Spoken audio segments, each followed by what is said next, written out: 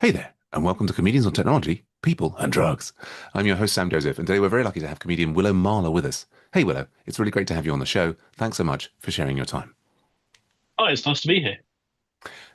It's great. It's great to have you. And you're a very funny person. And I think our audience members, I believe that there's only, you should talk to as if there's only one audience member. We may only have one audience member, who this week we shall call Ermintrude. And so Ermintrude is like there going, I desperately want to understand Willow's, comedy origin story. Well, was it that there was a sort of a horrible divorce and you went off around the galaxy in a comedy spaceship with Kirk and Spock and co? How did it all kick off? Nothing like that, I'm afraid. Just someone that grew up with comedy panel shows, stand-up, things like that, Mock the Week. I remember the first comedian that I'd ever say is my favourite comedian was Michael McIntyre. Oh, And I yeah. know it can be quite divisive in the comedy Hmm. community. Some people love him, some people hate him, but it was the first comedian that I was absolutely obsessed with and would buy all of his he was the first stand-up DVD that I bought and would follow his stuff. Um, and From there, really, just getting into lots of other different comedians as well. Kevin Bridges is another huge favourite. Hmm. Um, Comedy was always the sort of thing that I loved to watch and loved the idea of. It was never something that I didn't write loads and loads of jokes when I was a kid, Hmm. but in 2018 or 2017, 2018, I decided to do a stand-up comedy course because I Hmm. thought, it'd be a lovely thing to try out. I did James Cook's comedy course in Birmingham, where I lived at the time, and it was great. And one of the great things about that is that it's sort of, I think it was like 8 weeks or so, and you work towards your first 5 minutes. So you are able to actually, you're given stage time, which may well be your first ever stage time. Apart from the odd, open mic or whatever, it was one of my first stage times. I actually met someone on that course who was getting into comedy promoting as well, and Hmm. he was the one that gave me my actual first proper gig in Erdington. And although I'm not going to the same venue on Tuesday, I am actually going back to Erdington for my first gig since doing that first ever gig. So that's quite interesting. Cool. So that was in 2018. And I just sort of got as many, got a few gigs here and there, and I didn't really have much of a plan with what I was trying to do with some really sort of consistent set and things like that. Um, at the time, a lot of my stuff was around having cystic fibrosis because it felt like such a unique perspective. There aren't Hmm. many CF comedians. There's actually quite a few more that I've discovered since I first started. But then I do sort of one-liners and funny ideas, and it was all a hodgepodge of all different types of stuff. Hmm. And so 2018, 2019 did about sort of 20 gigs or so. Um, I sort of lost the love for it a little bit, not for any particular reason, just fizzled out. I wasn't too keen on all the traveling. Living in Birmingham Hmm. and not driving meant that, Sure. you know, I only ever really gigged in Birmingham, so there was only, so many gigs that I could do. And so, yeah, my love for it just dwindled a bit. Hmm. And then in 2020, start of 2023, Hmm. I came out as non-binary, Hmm. which is under the sort of transgender umbrella. Hmm. And I was sort of thinking that I could give stand-up another go. Uh-huh. Um, Another new, unique perspective. I thought, to talk about being non-binary and how that felt and things like that. I did one gig. It was fun. It was enjoyable. And again, I just didn't catch the bug again. So uh, that was just a one-off type thing. And then last year, I went on a retreat with some work friends, and as part of that, we did like a little open mic type thing. People, sang and whatever, and I decided to do comedy. And Hmm. it was at that moment that I caught the bug again. It went so well; they loved it, and I realised I need to do more of this again. Hmm. And this time, after starting back properly in October last year, I've I've just been going. I'm back in earnest. Hmm. Essentially, I've been doing. I've nearly done as many gigs now since October as I'd ever done before. It was like 23 or so gigs. I'm nearly on my 23rd since October. Hmm. So, in the space of a few months, I've done as many gigs as I did in the first sort of 2 years of doing it. And this time I'm not shying away from traveling. I'm going to, I've done ones in London and ones nearer my old home in Derbyshire and things like that. And even I was up in Edinburgh for some work and decided to do a couple of open mics and things like that. So, I'm really making the absolute most of it. Hmm. I was very privileged in uh, December to win the G&B New Act competition in London, Hmm. which was lovely. And apparently, it's an audience vote, and apparently I won by the biggest margin they've seen for a number of years. That was very encouraging, because you sort of think if you win by a few votes, you sort of wonder, uh, was it just luck that this other person didn't quite beat me or whatever? But Right. it was really lovely to know that the audience were really on my side. And Hmm. I was also against some really great people as well. So it wasn't just um, I didn't just win on by default or whatever. Hmm. So I was very glad to have won that. I'm in the semi-finals of something called Clapback to Reality, which is another London competition. Hmm. I came joint first in that heat, along with two other people, again, who were also great. So it was lovely to be up against them and still sort of be seen as just as good as they were. Um, I'm doing So You Think You're Funny in April. And so, Hmm. like I say, I'm just going all at it, which is lovely.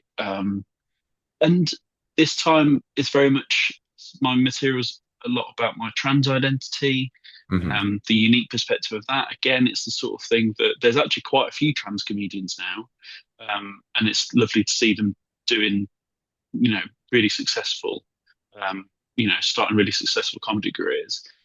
Um, but every trans experience is different, and so mine's unique to me. And yeah, it's just my sets nowadays are a lot more refined, a lot more consistent. I'm not sort of doing brand new stuff all the time. I'm much happier to do the same set and refine it a lot more. I always like to do at least one brand new thing every time, just to use that opportunity. Um, but yeah, it's just I'm properly caught the bug this time, and I'm going at it with more enthusiasm than I've ever done before. Brilliant.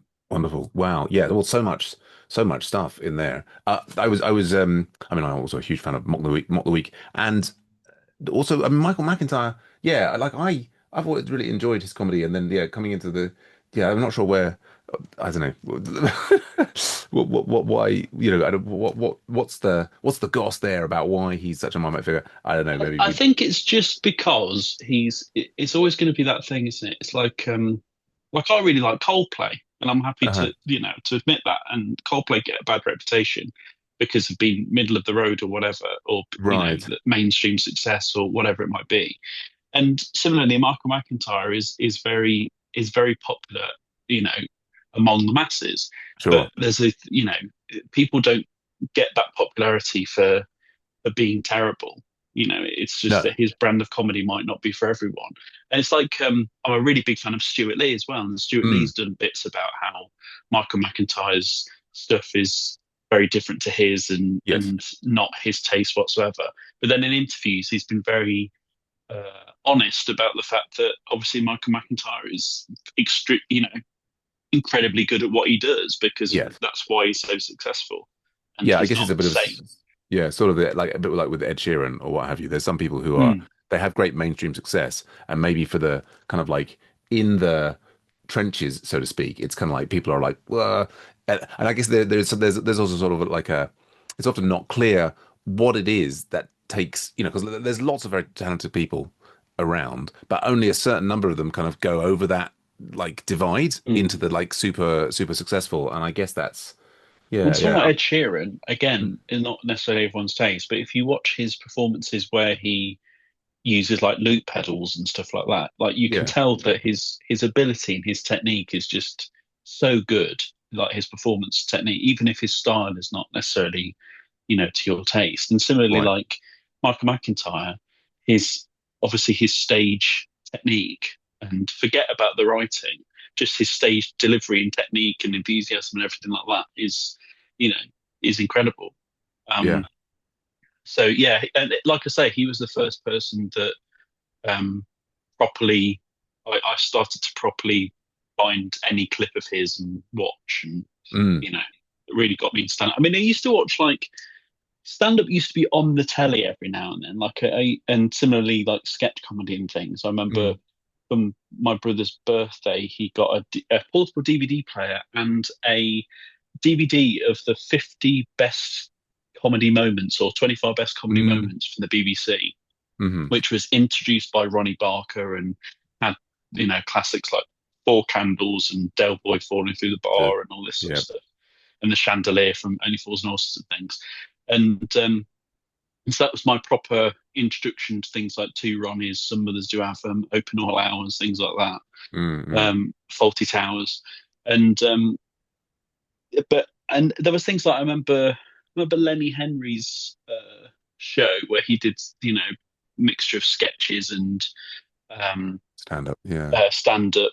I remember that being on when I was very young, so far too young to ever understand what he was actually saying. But I remember Hmm. like Jeannie Asheray's character in that, and then things like Alistair McGowan and Dead Ringers and Mm. um, Paul Shaw and Stevenson and all these sort of things. But yeah, Mike McIntyre was the first one that I sort of his career was followed a lot closer. And like I remember with my cystic fibrosis, I used to have to go into hospital a lot more than I do now. So that'd be like 2 week stays in hospital. Mm. And I remember one where it was the first ever time that I'd been awake for 24 hours.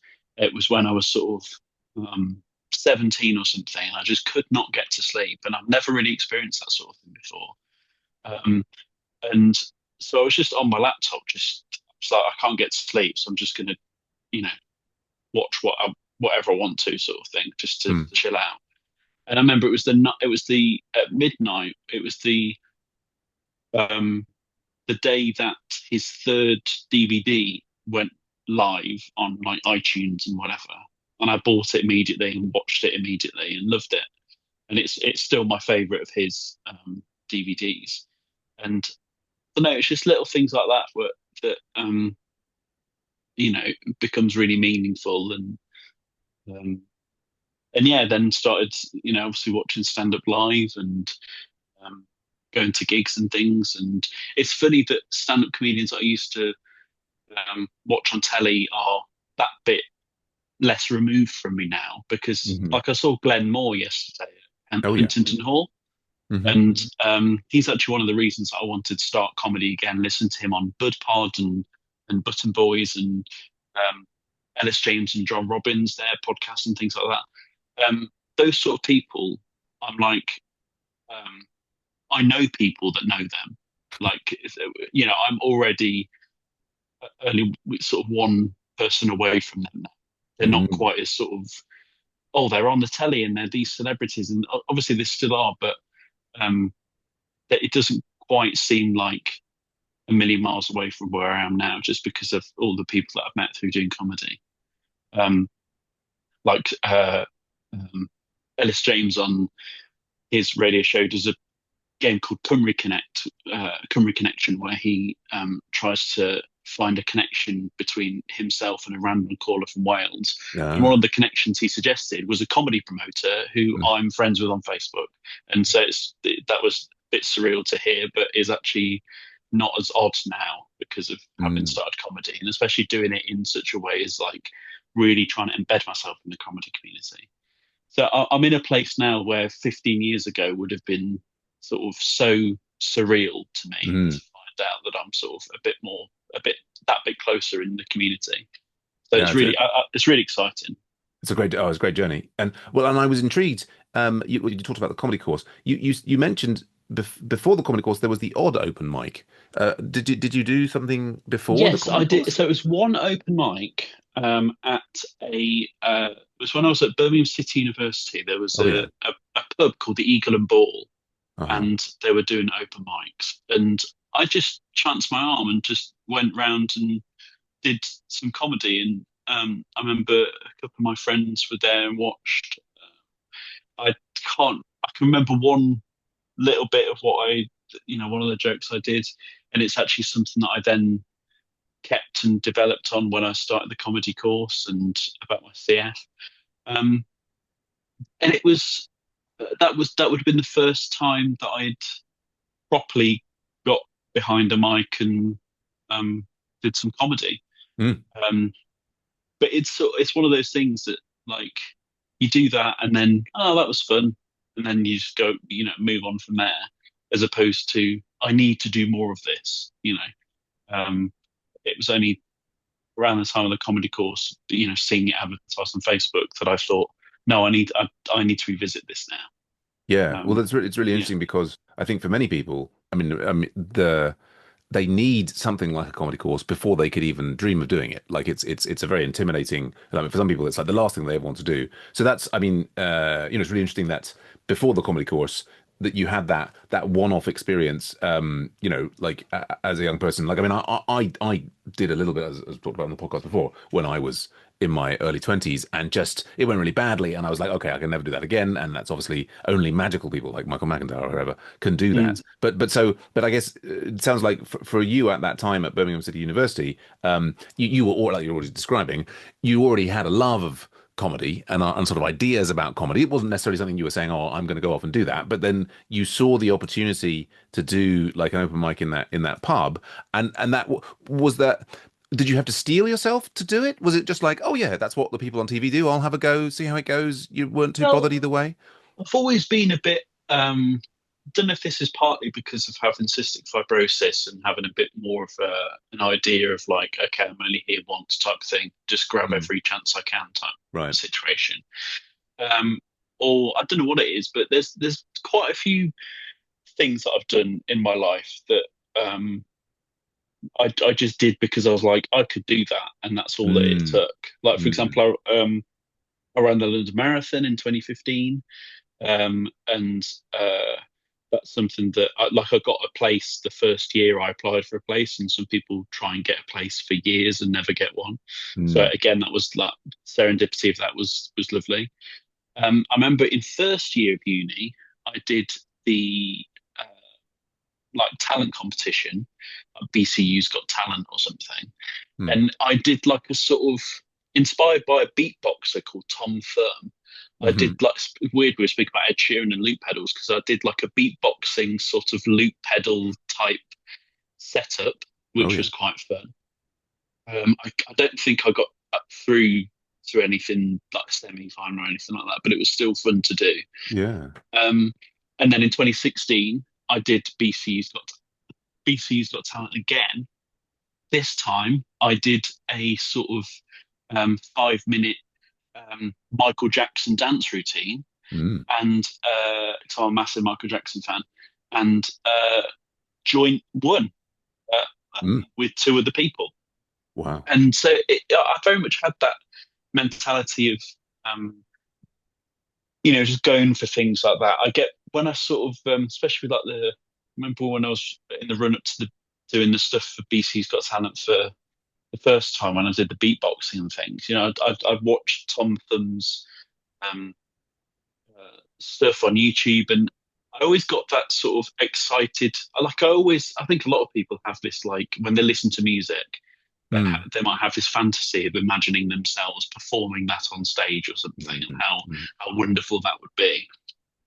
And I think I had that feeling, but to such an extreme that I was like, I've got to do something about this and got to sort of try mm, this sort of thing out. Um, but yeah, I remember I saw Joe Lycett live a couple of months before I did the comedy course and said, do you have any tips on getting into comedy? Because I've just I've got this course in the new year and stuff. mm, And he wasn't knocking comedy courses at all, but he said that the best way to get into comedy isn't necessarily through a course, but just through doing it. mhm, You just got to get behind a mic and just do it, mm, and you'll naturally learn quite a lot through that. mm, Um, I think that people that do comedy courses probably have a little bit of a head start in certain areas, like just like things like mic technique mhm, and And there's things that I remember standing out to me that I still remember very vividly. Like, for example, when you get to the mic, if you're trying to take it out of its stand and it feels like it's tangled and it's all wrapped up and whatever, um, to remember that just take your time and it takes as long as it takes to get out of the stand, because as much as it might feel like it's taking a year to get out of its stand, the audience will not notice. It will have only taken 5 seconds, and the only thing that will make them notice is by you commenting on the fact that you're struggling to get out of this stand. Um, like I did at this Clapback to Reality competition that I did recently. The first act came up, and it was only her second ever gig, which is Mm. incredible because she then got through to the semi-finals as well. And she was struggling to take the mic out of her stand and sort of said something about it, but didn't sort of spend too long talking about it. And so she just did her gig standing, you know, with her talking into the mic whilst it's just still in the stand.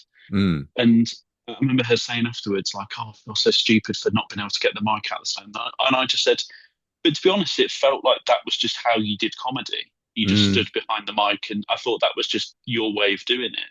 She said, "Oh Mm. no, I like to hold it," and I was like, "Well, you didn't give that impression whatsoever, you know." So it's certain little tips and tricks like that that um, you probably would learn from just seeing people do it or whatever. But sometimes I respond really well to being taught things, to being Yes. sort of taught, show and tell, and then also to doing stuff and getting feedback from it, as opposed to just organically picking it up. Mm. Um, so yeah, that was a really it was, and I'm a big fan of sort of method, like seeing things laid out methodically and um, like in a strategy and things like that. So that was really helpful to sort of be able to actually um, see those sort of tips and tricks laid out for me and told to me by James in his course. Um, but I think it depends on who you are. That some people might just learn better from just getting up on stage and doing it. Yeah, it's Yeah. well, as everybody's different. I mean, I remember on the comedy course that I did with Amused Mooses like 5 years ago. The one of my colleagues, peers, what's the right word, co-comedians, Joe Vaughan. He had trouble taking the microphone out of the stand and got huge laughs out of it because he kind of went into it in a kind of like, "Ooh, like he almost like overplayed the nervousness of taking it out. Like it's interesting that beginning element. I think Yeah. you're saying for the person who couldn't get out, but as long as you're not as long as you're not giving the impression that you're terribly nervous, because that will make the Yeah. audience nervous, you can play and have fun and do all those different things. Jazz Matu, whose name I keep forgetting, who didn't do a comedy course and is now onto his like third Edinburgh show or what have you, did his talks about playing his first 30 gigs to utter silence. And I think, Mm. like for many people, including myself and the people on my comedy course, that would be a hurdle that we would have found very difficult to get Mm. over. Yeah. And yeah, but it sounds like I'm just going back to what you were saying about having done the beatboxing and the Michael Jackson and so on, like the whole idea of performance, and you were already in a mindset of right. There's some, I want to have fun. I want to do things. And so when you like did that first comedy open mic, it wasn't like this big deal of, gosh, I'm going to take on this. It was just one in a series of things that you were like, I'm going to put myself out there and have a go at it and have fun, and however it goes, that's fine. Is that Yeah, it sounds? was very. I mean, this is the thing that. So I'm an animator. That's my day job, Oh yeah, and been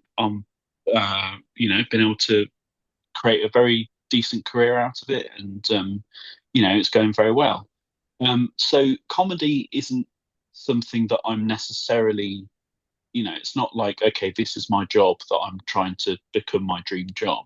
hmm So it's very much like if comedy, for whatever reason, doesn't quite work out, or I lose the bug for it, or whatever it might be, yeah, then that's fine. And it's currently a hobby that I can choose to pursue or not pursue. sure, But I'm remaining open to some wonderful possibility that, things go so well that I'll start earning more money from it. And, who knows, being more of a well-known name and things like that. But I'm not relying on that um, level of success. So yeah, it's very yeah, much a just see how I get on type thing, um, yeah. as Well, opposed to yeah, and that's one of the reasons why when I did that first open mic in 2016, that I was just happy to it just goes however it goes, as opposed to pinning, right, this is my thing that I'm gonna try and do. I'm gonna um uh, have some big plan in place and things like Right. that. But I think you're right that I have a this is obviously like um so common in among comedians, like the stereotype type thing, getting sort of um psychological about it, or whatever, is that I love being adored. Like it's nice to be given praise and Hmm. affection, and to be able to sort of I think because at school I was because I was such a big nerd, and there was other things that I got sort of bullied for or whatever.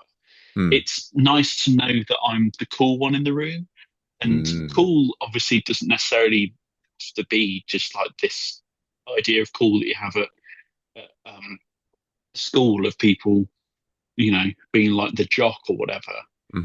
It's just like the room loves you. The room is enjoying hearing your voice and hearing your ideas and things like that. Mm. And so, um, you know, I think performance is um, it's such a good outlet for that, and that it's as a performer, as a solo performer, you are by its very nature the um, the center of attention, because Hmm. people are there to watch you do your thing, whether it's beatboxing or dancing or Hmm.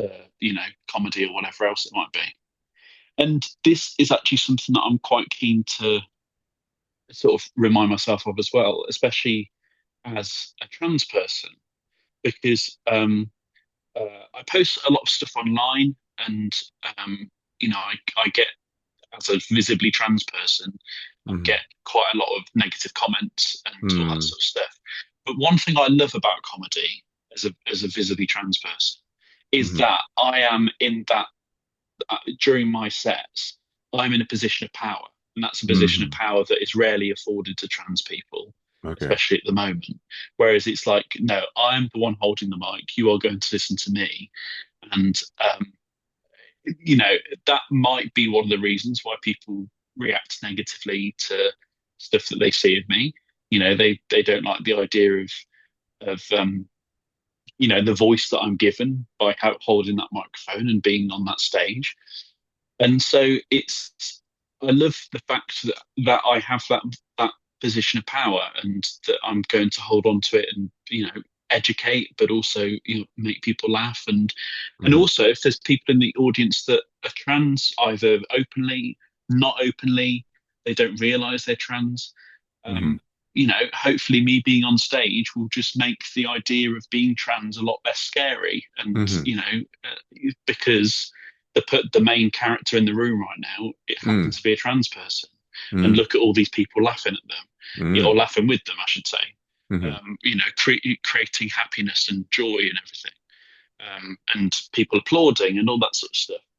Yeah. So yeah, it's not just some kind of uh, uh, I don't know, therapist field day of like, okay, I believe you're a comedian because you crave adoration, and that goes back to your shop. Now it's like, yeah, maybe that is the case, but I'm going to use that to good to my advantage as a sort of marginalized person.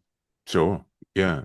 Brilliant stuff. And yeah, I mean, you were talking about like comedy being a hobby and having no big plan, and I think that's that is as they say, it's one of the routes to success is actually that if you're going into these things saying I must be successful, I must have this, I must have that, that actually takes away from your ability to actually perform. And I think but there are many people who are trying out the comedy without those big plans, and still they're like the idea of even possibly getting up at an open mic is intimidating, not because they're putting pressure on themselves to that, oh, this has to be the beginning of a big journey towards stardom and fame, but just like even it just in the moment, the idea of everybody in the room looking at them and them being kind of under the microscope is uncomfortable for them. But it sounds to me Yeah. like you're, like with the beatboxing, the Michael Jackson, as you talk about with the CF, you're like, there's a limited amount of time. I want to go and have fun and try things out, and it's, No, you're continuing to do that.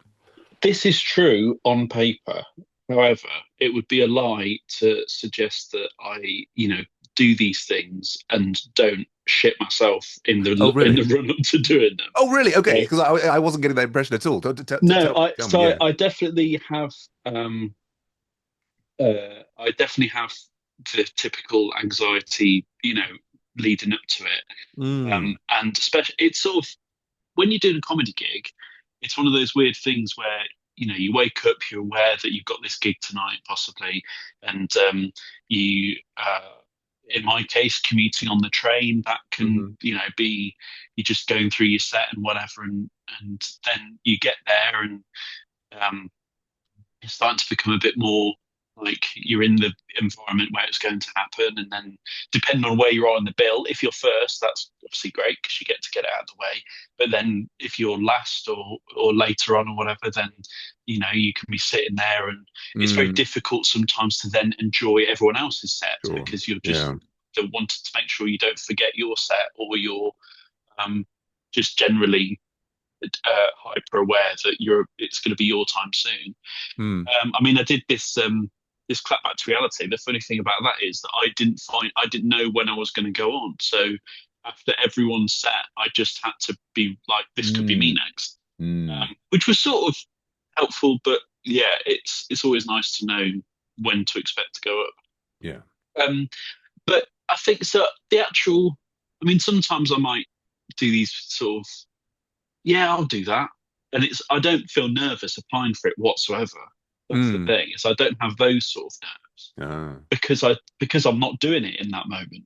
It's right. almost like I'm sort of pulling a prank on myself in the future because Ah, I'm going, well, yeah, I'd love to do that. And then I remember I've done a lot of videos for a YouTuber called Tom Scott, and mm, he said a quote in one of his videos that people, got turned into a bit of a meme on TikTok or whatever, which I think is quite funny, which goes like, um, uh, I signed up to this um, uh, I because I thought my future self can deal with that. Now mm, I am now my future self, and now I'm mm, scared or whatever. And mm, so yeah, it's in the moment of signing up to it, I just think, oh, I could do that, and then mm, I end up sort of feeling obviously really nervous beforehand. But I think, especially having gigged so frequently since I came back in October, mm, I feel so much more comfortable behind the mic because of how frequently I've been doing it. mm, I think that especially when I've had really good gigs, very rarely is I've never really had anything that's not got at least a little bit of a laugh, and mm, a lot of stuff has got really good laughs. And so I'm like, I feel confident in knowing that okay, this is going to be fine. This I know that I'm good. I know that my stuff is good. Obviously, even the best comedians can bomb just because of the audience being not quite lining up with their mm, material or any other different odd factor like that. But I think that initial um, feeling comfortable behind the mic and feeling comfortable um, actually being in that position, I think that's gone now, or at least it doesn't feel anywhere near as scary. mm, So mm. once I get my first laugh, it's like, okay, cool, we're rolling now. And getting that first laugh is something I can do quite easily now, which is Great. great. Great. Good. Well, Um, yeah, Well, great stuff, and I've seen some of your material online, and it certainly made me laugh. And it's a great journey. I'm tempted to push us into our second question, which, as you know, is how is technology affecting your life in comedy? And the usual caveats are that technology could just be pencil and paper, could be memory palace, could like a mental technique that you use, or it could be the latest AI model. And I am very interested in technology, but I'm also particularly interested in your life and your comedy and how you get stuff done, how you come up with great jokes, how you improve them over time. So yeah, how does technology fit into your comedy process? well, I think that the most clear way that technology uh, fits into my comedy is just the fact that everything I ever write is on my notes app on my phone. Right. So I know that, like, I've been to plenty of gigs where people will have written notebooks, and there'll be might be new material night where it's acceptable to have your notebook out on stage and things like that. And they'll Yeah. be going through their notebooks beforehand and things like that. But everything is always on my phone, Hmm. and it just feels like because I know it's always going to be there. It's always going to be in my pocket, and the amount of times that I'm out somewhere and you know see something and um, it the inspiration strikes or whatever. Mm. Mm. Often I'll just write it down. I'm like, okay, that's rubbish or whatever.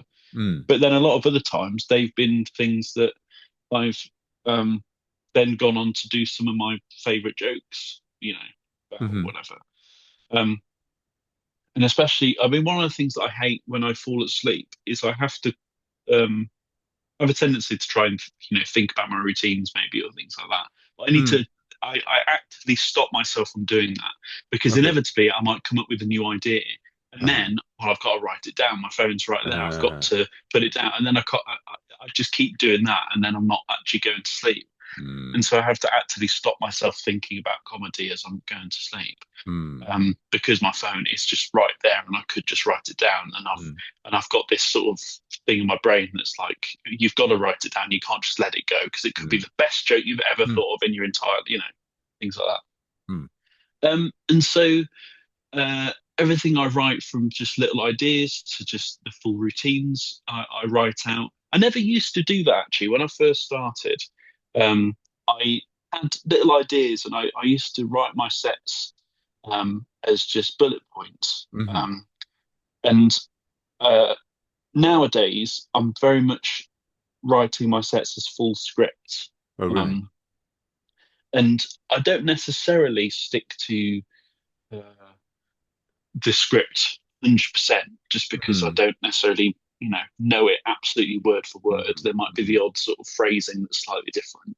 Hmm. Um, but I, um, I'm really, because I'm really thinking about the structure of it and thinking, so much more about implementing callbacks or implementing, like structuring the jokes in such a way to create the tension and to alleviate the tension on the punchline. It's a bit much more methodical Hmm. outlook on it. And so I could only really do that easily by typing it out. If I was writing it on paper, or even using like a typewriter or something like that, a method where you couldn't just um, delete, rewrite, Hmm. Hmm. and without having a messy page at the end of it, then Mm. I wouldn't be able to do the sort of writing that I do. Um, I think the other thing that technology has helped with is that um, I used to audio record every gig, and Hmm. now I film every gig. I've got one Right. of these little tripods that I'll show you Yeah. on the video. It's one Mm. of these little Hmm. fold out tripods for my phone, and that gives you so much more information when you're watching back Yeah. as to how you um, delivered a line. Mm. All the visual aspects of your performance, the body language and the facial expressions and things like that. Mm. And that really helps to have that record.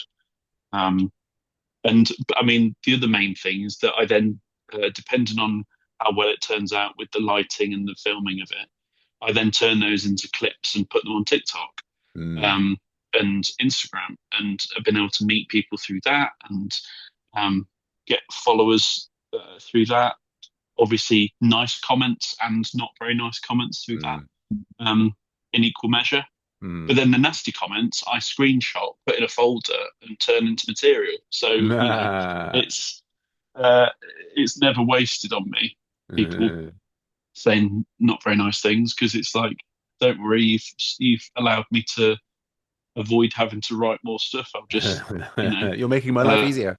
exactly. So yeah, Fantastic, fantastic. Well, so fully technology integrated, and I was gonna.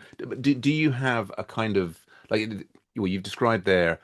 having the phone available whenever a thought comes, you pop it in. Do you have any kind of structure, like to say, oh, like morning pages or writing a certain number of jokes a day? Is it, or is it just as and when it comes to you, just in spare moments, you're working on the material, or is there any more structure to it than that?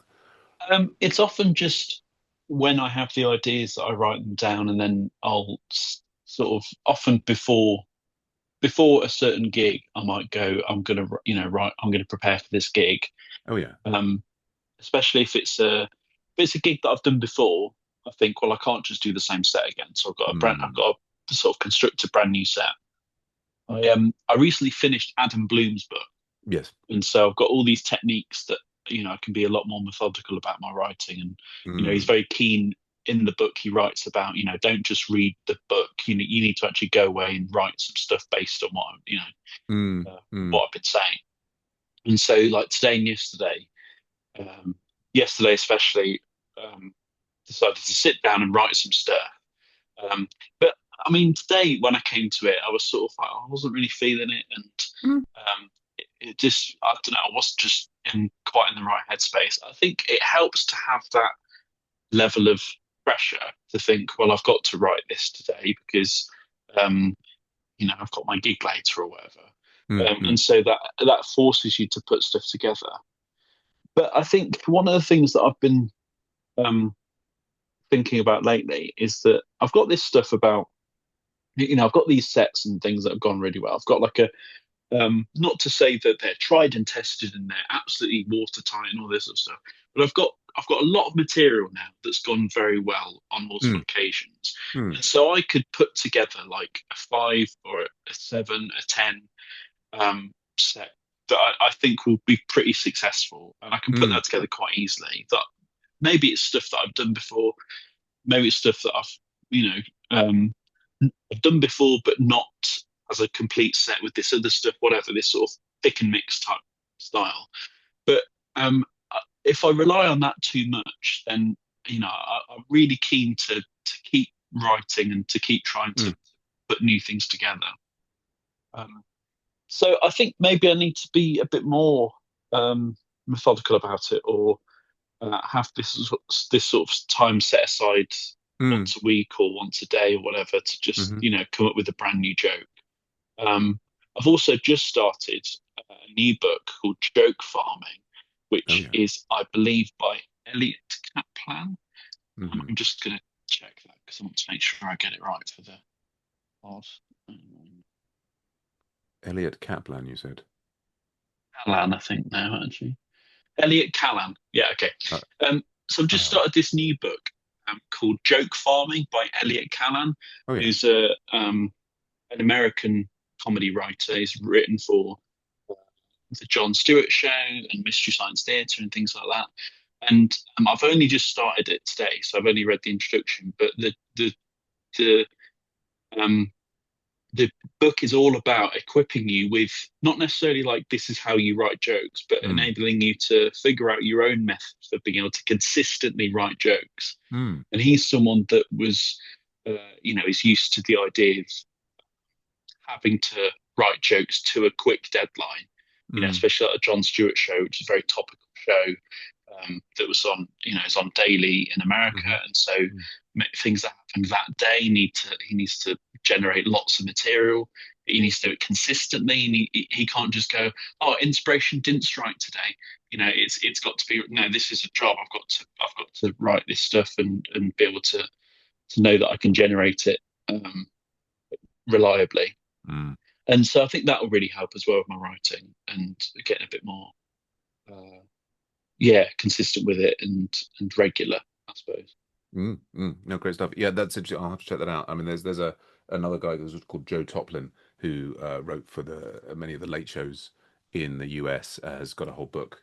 I forget what I've got it somewhere around, but yeah. There's lots to be learned from these different resources. And Adam Bloom's book, I feel like I need to reread his book actually, and Yeah, have I've a got a look. friend who says he's read it about 5 times. Yeah, yeah, great stuff in there. Good show. Well, I think I'm going to move us on to our next question, which sometimes has already been answered by our first question, but about the which people have had the biggest impact on your life of on comedy. And you mentioned a few big names, but yeah, are there other people, whether they're super famous people or just people that you met along the way, or friends of family, who really had the biggest impact, as we say, on your life and comedy? So I'd say that the very first person that ever had an impact on my comedy is actually my brother, Oh yeah. because he was the funny one when I was a kid. He Mm. was he was 3 years older than me, so by its very nature, I looked up to him, um, and he was someone that always was able to make me laugh. We'd watch telly together, and it might be something like, I don't know, people being stupid on The Apprentice, whatever. And he'd be able to make silly comments that I just found so hilarious. And it just seemed to be so natural to him that he'd be really funny. And so I remember on the rare occasions where I was able to make him laugh, and it always felt like that sort of thing of like, I'm 3 years younger, so I'm already at seemingly a massive disadvantage to be able to Mm. make, this much older, as far as I perceived him at the time, person laugh. But that when I did, it felt like such a huge success. Mm. It really felt like, oh, that was really funny then. If Alex was able to laugh at that. And so he's definitely was, I think, the first person that I always loved making laugh, and Mm. probably spurred me to try and, you know, be funny. And then yeah, obviously there's plenty of comedians that I love. Um, I think, as I mentioned earlier, one of my favourites, and one of the people's whose comedy I think is most sort of, I'm clearly most inspired by, is Glenn Moore. Mm. Um, because there's so much wordplay in his jokes. Um, it's his premises as well. It feels very personal, Mm. but there's clearly a lot of stuff in there that is contrived and is like, he's created this narrative which, it's sort of like, you can tell that it's sort of part truth, part silly ideas and exaggeration and things like that. He's also he's I love how he plays with the form as well, in Mm. the sense like on Mock the Week, one of his most famous things that he did was, it was during I think it was Theresa May's resignation speech or something like that, Mm. and there was a podium guy that was sort of, setting out the podium, who was, everyone said was really attractive, and um, and he said, oh, it's nothing like on, the people that work on Mock the Week, especially the sound guys. They're the ugliest bunch of. And then he just stops talking and mouths as if his mic's been cut out. And obviously no one knew he was going to do that, and he just, it's the way it looks on telly is as if his mic's been cut out. Just how suddenly he stops making Right, noise, but his right. his mouth still moves. Brilliant. Um, and there's one that I listened to on a podcast. He said that there was something that, there was one that got cut. Like he said, he always liked, on Not the Week, he always tried to do something that was a bit odd like that. It was a bit Mm. sort of playing with Mm. the form. And Mm. one that got cut out was like, uh, they did like the, if this is the answer, what's the question? Mm. And I think something was like, uh,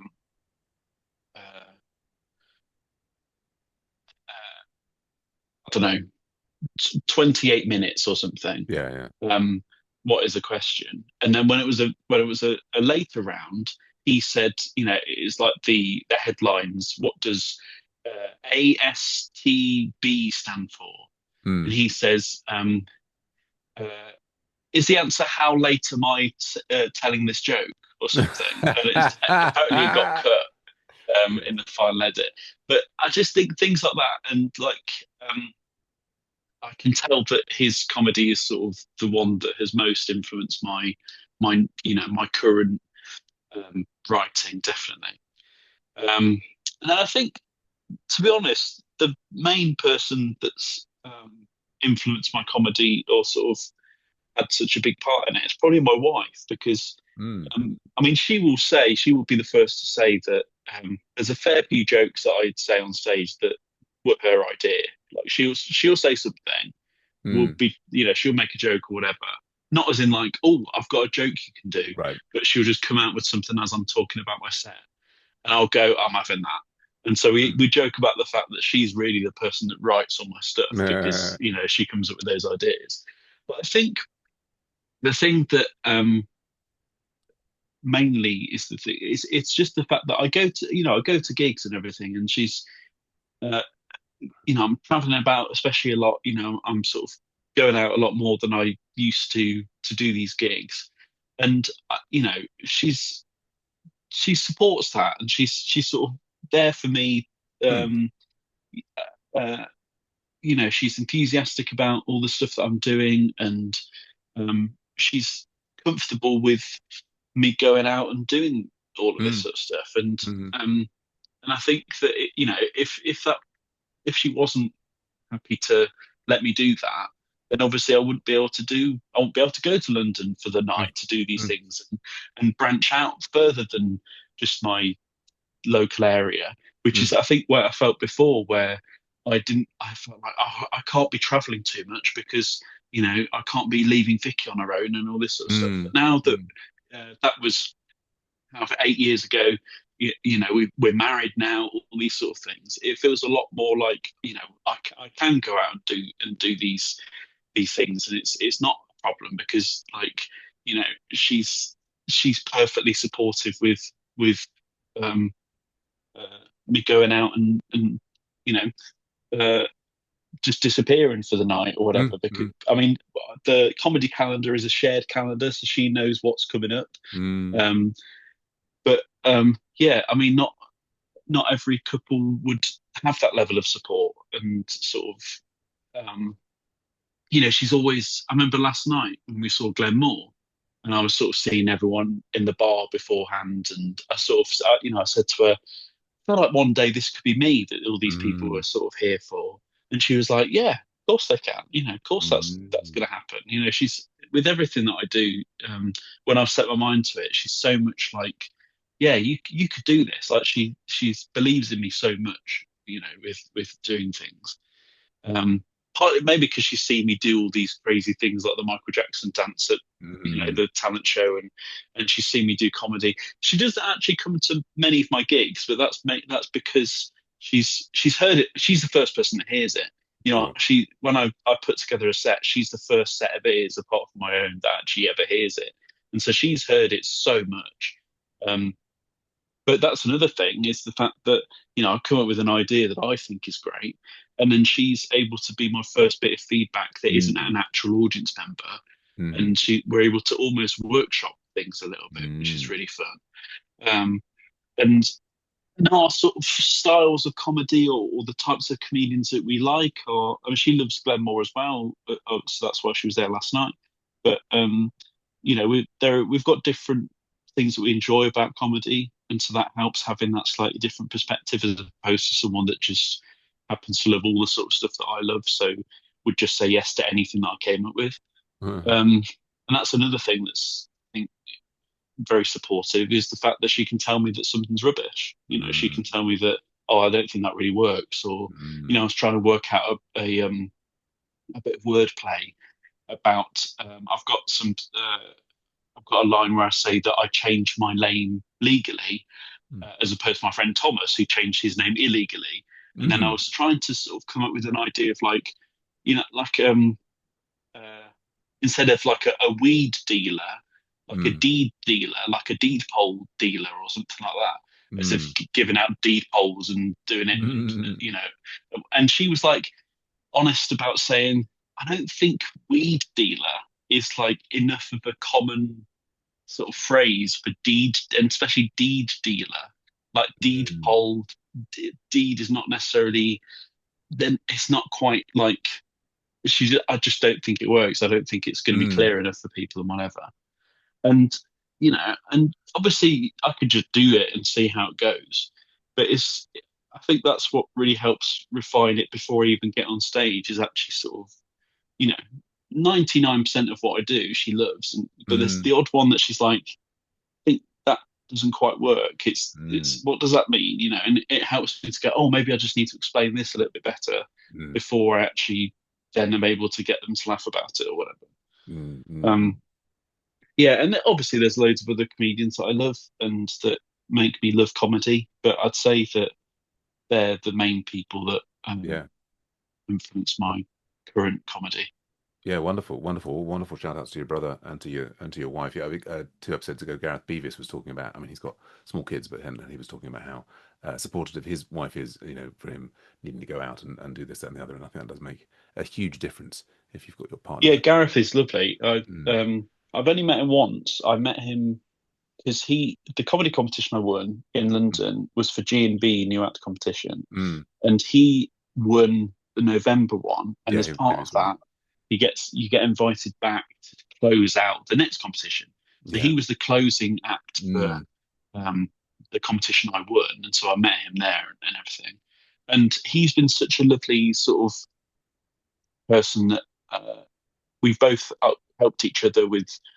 I gave him I put together a little list of all the sort of gigs that he could possibly do in the Midlands, and mm, he's been giving me really positive feedback about my stuff, and we're actually going to be well.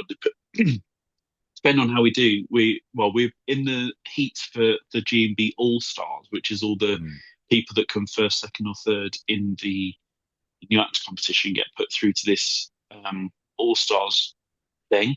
And we're not doing the heats together because we're on different dates. But if we both get through to the finals, then obviously mm, we'll be competing against each other, which should be mm. fun. Um, and yeah, he's been so complimentary about my stuff, and his stuff's great as well. So yeah, it's I think that's another thing that is different this time round than when I first started in 2018. It's Mm. just really getting to know people and being a lot more familiar with the sorts of people that you come across. Mm. And yeah, so that's been lovely. So yeah, Gareth's great.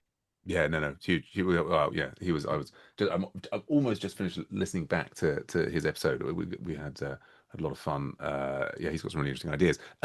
We're coming into that section now. The next question is, how do drugs affect your perception of reality? And of course, by drugs, we mean any substance, and it could be, aspirin, cup of tea, could be ADHD medication, could be, what had Andy Zapp talking about heroin in the '60s.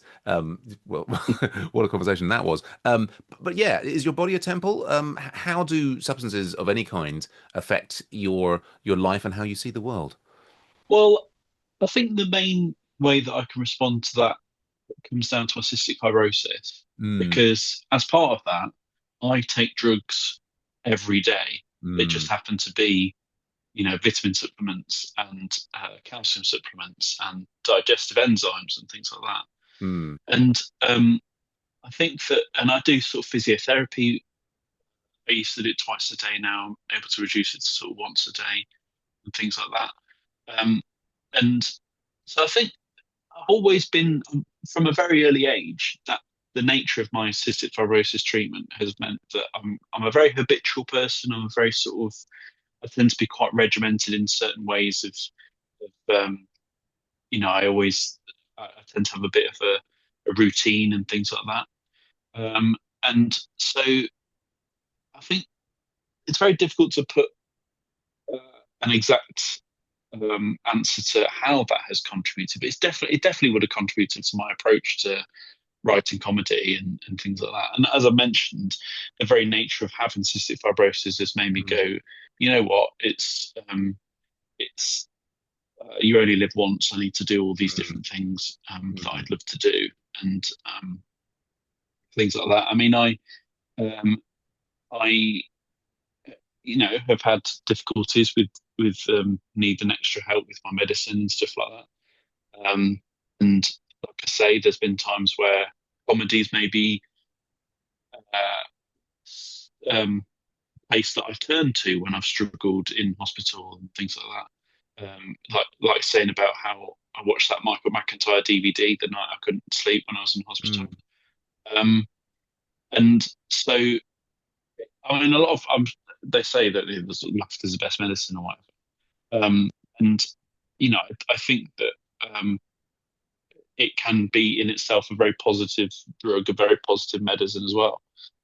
Um, so I realise that that's not really answered your question because it's about the nature of reality, but it's an odd one because my drugs are very much things I have to take rather than things that I you know enjoy the experience of as such.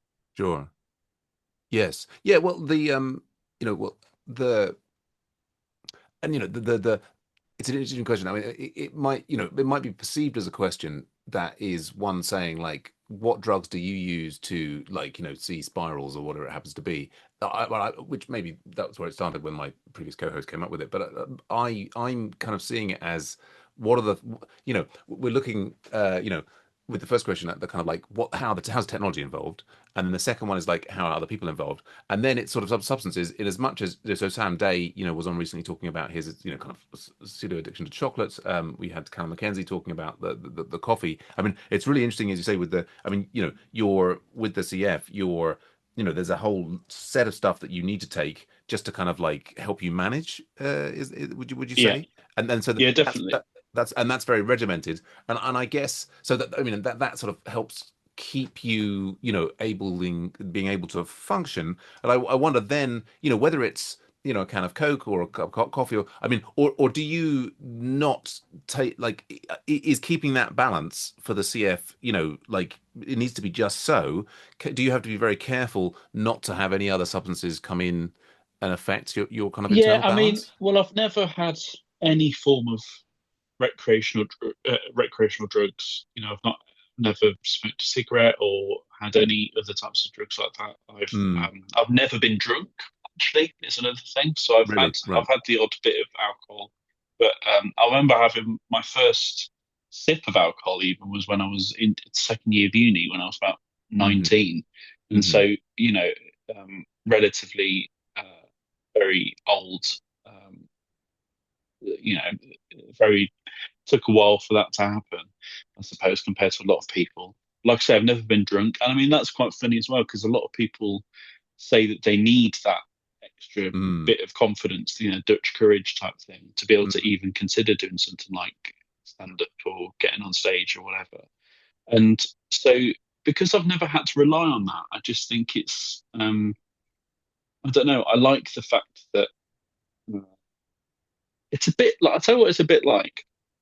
It's a bit like whenever you write your set on your hand or on a mm, bit of paper, mm, which in my recent coming back to stand up, I've only done that. I've only had a paper once because I was like, oh, this would help me sort of, remember mm, everything.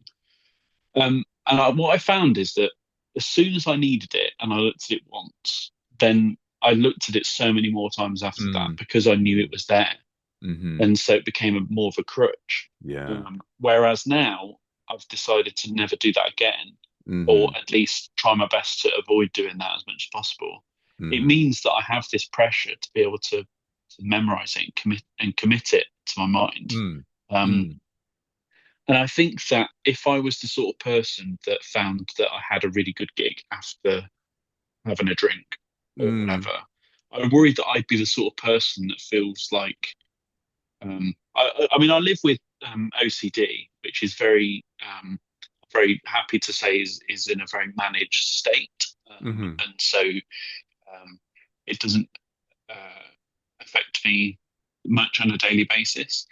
Um, but so I'm the sort of person that I feel like if I got that had an amazing gig after having a drink, and I was like, I'd be thinking, oh, it must be because I was able to loosen up so well and all this sort of stuff, and so I'd worry that I'd start to rely on that too much Mm, because I'd start mm-hmm. to connect like, okay, well, I need to do this Mm. to be able to even get on stage in the first place, um, and yeah, so I'm quite keen to ever avoid doing something like that. Mm. And perhaps if people find that they need a drink before getting on stage, then that's no judgment to them whatsoever. But for me, I just know that I don't really ever want to flirt with that line because I worry about sort of it might make me feel like I have to rely on that to do anything Yeah, absolutely. like I know that. we've had people. I mean, Laura Kelly, on the podcast talking about her struggles with alcohol. I think it's yeah, like there's well, everybody's different and they have different sorts of struggles. But yeah, like I think if you're doing well without it, that's there's no need to become drug. I'm just interested as well though. Is there anything? Do you have like a sort of a bit like Sam Day's guilty pleasure with chocolate after a gig or something? Is there like it? Like I say, like mentioning the word drug sort of puts us into this space of like, oh, we're talking about those sorts of things. But it's I'm almost like on your day to day. Do you have particular pleasures and things that Yeah, I mean, I've got, as I said before, I'm quite a when I say regimented, that Mm, doesn't necessarily mean that it's in a it's in that sort of positive way where I'm very careful about what I eat necessarily. It's more the habitual nature. I have the same thing for lunch every day, mm, and and I struggle to cut down on certain things because of breaking those sort of. It's not necessarily like, oh, I have to eat this or something bad will happen, mm, but it's mm, more just like um, the temptation is difficult to break.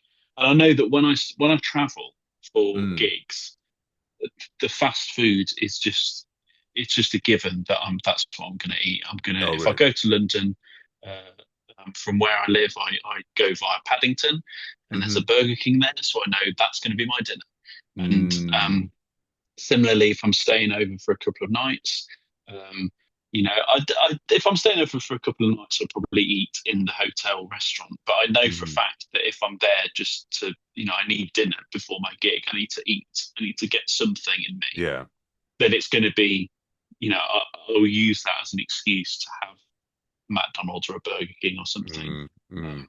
Mm. a lot more naughty, I suppose. Um, and yeah, so but I don't, I don't tend to snack. I think Coke is something that I definitely have Coke, and probably too much Coke. And Mm. especially the comedy nights are the nights where I have like a certain amount of Coke that I have um, some for lunch and I won't have any for dinner Mm. unless I'm, getting a Burger King or a McDonald's or whatever. And then it just feels like that doesn't matter because it's a special day because I'm doing a Yeah. comedy gig, or whatever. But Mm. especially at the moment, those special days are becoming a lot less special because I'm doing comedy so much more than I used to. And so that's where it becomes something that I have to sort of think about a little bit more as to rein that in a little bit. But then there's that part of my body that's like, well, you're doing a lot more walking because of the gigs and stuff like that. So it's very difficult to sort of, know what the right thing to do is, or know what, you know, is is what changes are worth making and things like that. Um, Yeah. but I It's wouldn't say that I go on. rely on those. It's more just that it takes the pressure off. Like I know that I'm gonna like having that Burger King or whatever before, Mm. I go to my gig, and so that's one thing that I can get that ticked off, and it's going to be enjoyable doing it, Mm. and then I can focus on the gig, you know. So Yeah, yeah. It's a hazard of the traveling comedian. We had Sangdon Park a couple of weeks back, talking about how much his guilty pleasure was fast food after the gig. It's yeah, something we've all got to be careful of. Well, I think that fast food does it segue nicely into our final question. Who knows? Who cares? The last one is, what does it all mean? This life, this universe, this everything. As I often mention, we had an Arab comedian telling, "Wow, what are you?" Middle class, you can't, the world. Why? It's ridiculous that you should be thinking about the meaning. I mean, by which I think he exposed the meaning for him is, the global struggle, inequality, these things being important to him. I mean, so this question can be as big or small as you like. I mean, I'm fascinated by, are we living in a simulation? Are we dreams in the mind of God?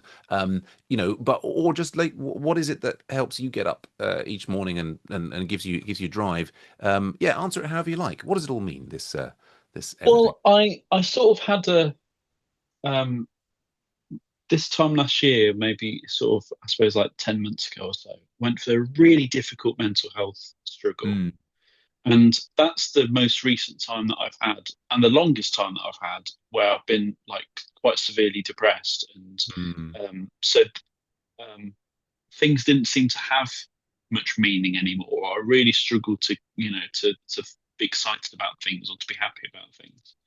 Very, very it's a wonderful feeling to know that I'm not in that space anymore, Mm. and haven't been for some time. And so I think that, and I remember it was unfortunate, but it just happened to be around the time that my wife and I lost some relatives, and so the Mm. ideas of like funerals and death and whatever just became a bit more of a thing. And Mm. um, you know, there was this thing of like, oh, I'm scared about dying and all this sort of stuff. But I think being on the other side of that, you know, um, I think instead of it being scary that one day this is all going to be over, or that you have this limited time on the planet, it's looking at it in a much more positive light and thinking that there doesn't necessarily have to be a meaning to life. It's one of those things. It's like what's the meaning of your life as opposed to like Mm. what's the meaning of just existence in general.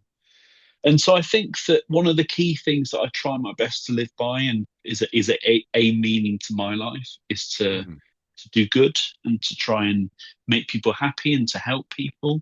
Um, I'm like to describe myself as a very kind person, and will always, we were in London the other day and someone looked like they were struggling a little bit to get their pram off the bus, and so I just, immediately went over and helped, and just those little things like that I think that I've possibly made that person's day a little bit easier, Mm. just because I happened to be there at that moment. Um, and as I say, I'm quite keen to be a trans person that is able to hopefully make the idea of being trans a lot less, uh, feel a lot less scary, or a lot less something that other people might need to hide. I mean, I did something similar with my cystic fibrosis. I used to do a podcast called Straight from the Lungs, where I'd Mm. interview real people with CF, and within the CF community as well. So parents of Mm. people with CF, or medical professionals, or things like that. And I had a lovely, quite a few people saying this really helped in a certain way. Like I remember one person emailing saying, I spent my whole life not feeling like I can date as a person with CF because I had Mm. this thing that would be such a burden on whoever I would end up, possibly Mm. seeing, and that would drive them away. And your episode about relationships and stuff made me arrange my first date ever and things like that. And that's like, Wonderful. by existence in the world, that might have happened somewhere else. The butterfly effect of some other person might have done a Mm. podcast that would have helped them. But uh, I helped this person, do this thing. Um, Similarly with comedy, obviously, you go somewhere and you make people laugh and hopefully make them feel happy, and that's a Mm. wonderful tool to be able to have. It's a wonderful skill to spread joy and happiness, um, and I think that that's probably my meaning for life, is just to obviously enjoy my life, but also make other people happy and look after my family, look after my wife, and um, you know, uh, just make the world. It's that thing of like, uh, leave a room how you found it, sort of thing. In Mm. my case, it's sort of, and a lot of people would agree. I think that it's about, you know, you leave the earth hopefully better than how you came into it, and in whatever way you can, your little ways of being able to help the world. Um, yeah, I suppose that's my meaning for life. Brilliant. Yeah. Well, I love it. Fantastic. Well, it's been a great conversation, Willow. Thanks so much for coming on the show. I know that our listener Ermintrude is going to be like, "Oh, where can I go and see Willow? How can I find out more about Willow? Where should people go if they want to see more of your comedy and you? So I'm on TikTok and Instagram as willow.comedy. So WILLOW I also am very excited to say that I've got a brand new website called willow.co.uk, which Mm. was previously owned by another company, but after asking very nicely, because they weren't really using it anymore, Mm. they gave it to me, which is wonderful. Wonderful. So it's a privilege to have my first name.co.uk. And so it's currently sort of having a makeover on the website, but I'll have all my comedy stuff there as well. And then in terms of on my Instagram, you'll see all the dates that I'm performing in the next few months. And I'll also be in Edinburgh this year, my first ever Edinburgh Fringe. Ooh. I'm doing it with some people that I met this year.